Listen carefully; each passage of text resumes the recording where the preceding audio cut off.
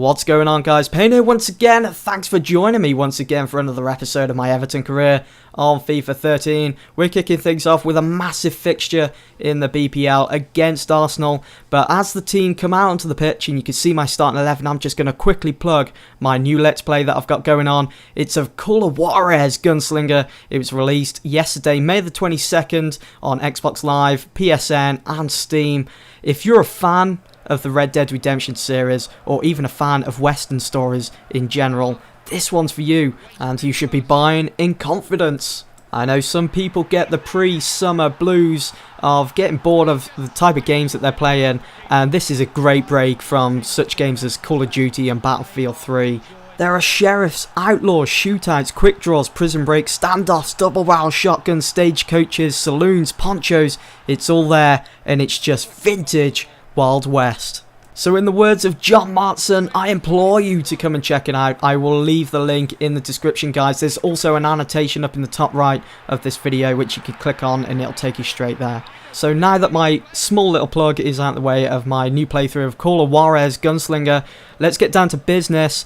As you can see, or as you've seen, we are now 1-0 up against Arsenal within 20 minutes, and we got handed a penalty, which I thought Szczesny had saved, but no, the ball just crept in across that line after hitting the crossbar, and Darren Bent made it 2-0. We was in a very, very comfortable position now to walk away from this game. All we had to do was hold on to this lead, and we've beaten Arsenal. For some reason, the team always find it difficult to put a goal or even beat the smaller teams, but when it comes to the bigger teams like Arsenal, Liverpool, United, City, we always manage to put more goals past them than we did against the smaller teams, and even beat them sometimes.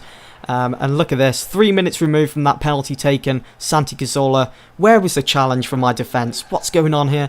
But after that goal went in and they made it 2-1, our defence seemed to tighten up, and Van Rijn seemed to step up to his game, who sprinted into the box and challenged the foray for the ball, who was bound to make it 2-2. And Heitinga again, another player who got back just in time to challenge Arsenal and stop them from getting a goal and even going into the lead.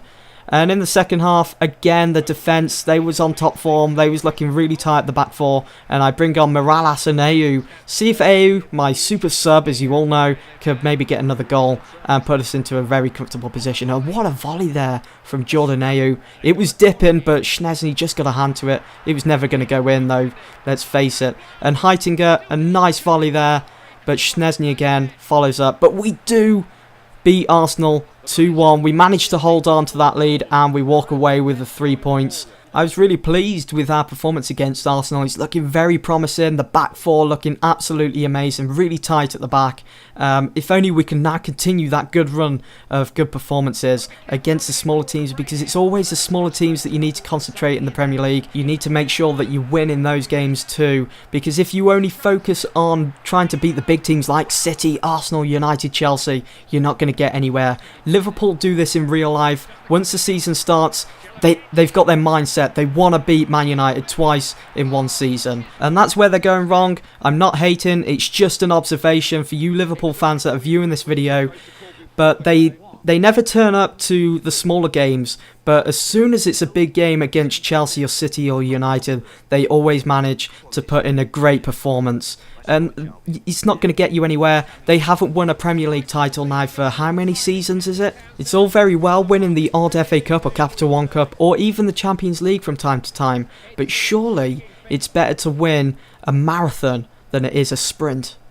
Anyway, guys, as you just saw, we did draw against Stoke, which was kind of a shame. I was hoping that our good performance against Arsenal would carry on over to that game against Stoke, and hopefully we would pick up the win against them. But no, we dropped 2 points to them and we walked away with just 1. And as the sun was setting in West London, Fellaini was making a nuisance of himself. I went for an attempt way outside the box. You know when you get the ball at your feet and you see that green grass and you just think, oh, what the hell, I'm just going to go for it, see what comes of it. I mean, it was still early on in the game, and of course he's entitled to have a shot from time to time. But in the 60th minute, the hour mark, Darren Bent once again makes it 1-0 to Everton. We're in a good position now. I do take Fellaini and PNR off for Morales and Jordan Ayew, my super sub, who I was hoping to get on the score sheet because he hasn't scored for a while actually. Look at Shamak here for West Ham United, twisting and turning. Which way is he going to go? And Francisco Jr., the youngster, gets back just in time, takes the ball off him. And that was all she wrote for West Ham United. And we walk away from London with those 3 points, which pushes us up into 8th position. We're level on points now with City and 2 points behind Newcastle United and Chelsea.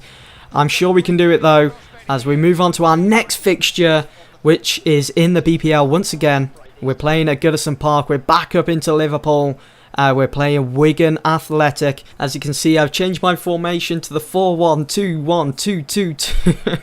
Kind of reminds me of Mike Bassett.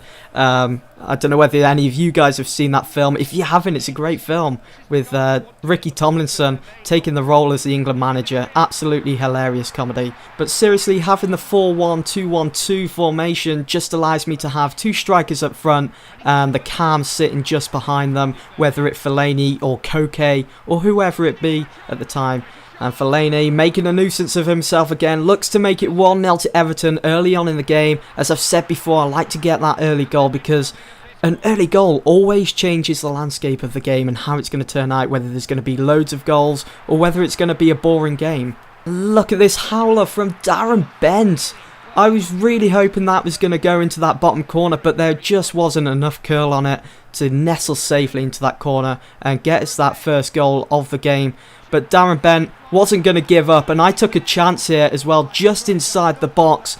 Takes a shot, pulls the trigger, and with that near post OP as well, it goes in and it's 1-0. Look at Darren Bent again with another volley, looking to get a magnificent goal, but unfortunately not. And we do get awarded another penalty. Kone, Shana getting involved with the Steven Gerrard looking like referee.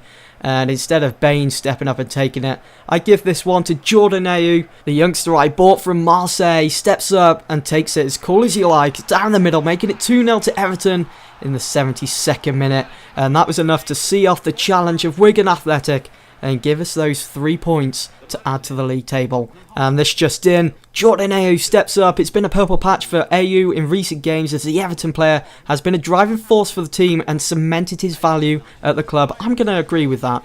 Anyway guys, we move on to our last fixture of this video, and it's against Chelsea in the BPL. It's a massive fixture because after beating Wigan Athletic, that puts us above Chelsea by 1 point. If we can beat them today, we can pull away from them and hopefully move further up the table. And that was my starting 11. Stephen Naismith returns to the squad down the right wing, and Owusu Obey too, who's on the left. And I'm sticking with that formation again, the 4-1-2-1-2, where Fellaini just tucks in behind Jelavic and Darren Bent. Half an hour into the game, Jagielka, the captain for Everton, challenges Hazard, taking him down to the ground, and the referee comes running over and brandishes him a red card. Everton were then down to 10 men, and they was going to find it really hard to go up against Chelsea. Juan Mata, the master of set pieces for Chelsea, steps up to take the free kick, but Tim Howard with a great save, looking sharp, staying on his feet, knocks out for a corner. But Everton were looking like the most likely team to open up the scoring, which is kind of bizarre, seeing that they was down 10 men against a team like Chelsea. What a wonderful save from Petr Cech there. Quincy Owusu-Obey stepped up to take the corner, and Fellaini again making a nuisance of himself because of his height in that box. And look at this, best chance of the game. Quincy Owusu-Obey puts it wide, could have made it 1-0 at Goodison Park. We could have held on to that then, as I set my settings to defensive, and we could have held on to that lead and walked away with the 3 points. And as you can see here, nice little overlap there, nice 1-2, and Ross Barkley puts it over the crossbar. Maybe that was the best chance of the game. That is the end of this video anyway, guys. Hope you've enjoyed, and be sure to check out my new playthrough of Call of Juarez Gunslinger.